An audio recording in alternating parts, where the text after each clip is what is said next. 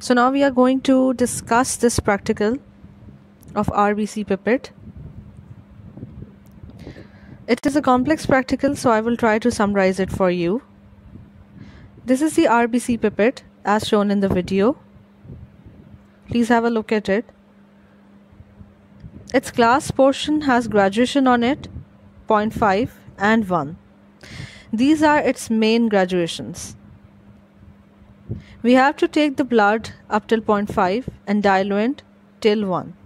This glass portion has the purpose to draw the blood and the diluent and mix them thoroughly until the given marks. This is the rubber part with which we will draw the blood. This is the sucking part actually. Be very careful about it.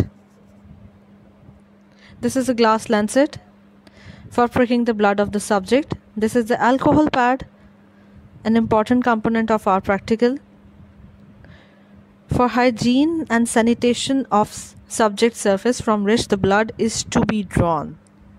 You cannot miss this step. Okay, this is the WBC pipette. It is somewhat the same as RBC pipette. You can see it has a glass part and a rubber sucking part, and same graduations as RBC pipette. The procedure is almost the same as RBC counting. You can also count WBCs by using this pipette. Please have a look at it.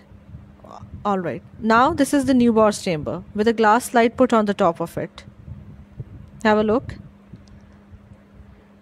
The blood mixed with diluent will be placed drop by drop onto this Neubauer's chamber, and then it will be focused under 40x lens of microscope. The graduation, the chart, the squares that I have shown you in the theory are engraved on its glass surface. Now in the glass bottle, we have taken the diluent. Please have a look at it. Its composition is discussed before.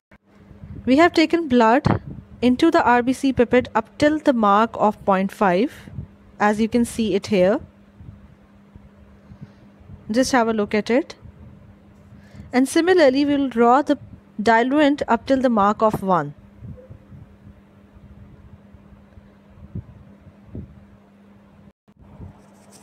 Now as you can see that I have already drawn the diluent into the RBC pipette up till the mark of 1.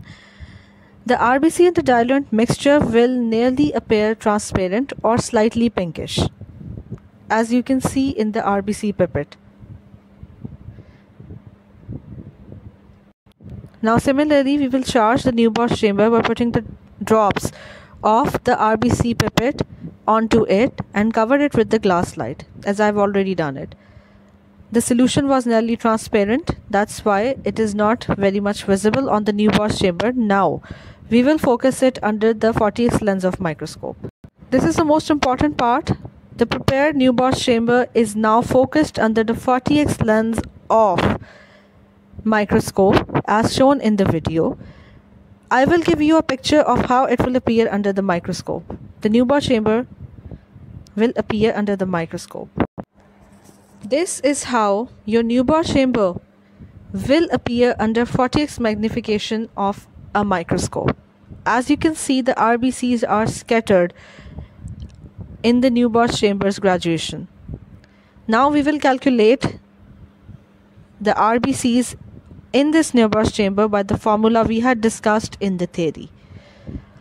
The practical is somewhat complex, and due to limited resources I had to cut it short, but I hope that you guys have gotten a better understanding of the concept, and if still there is any kind of discrepancy or any confusion, you can ask me personally.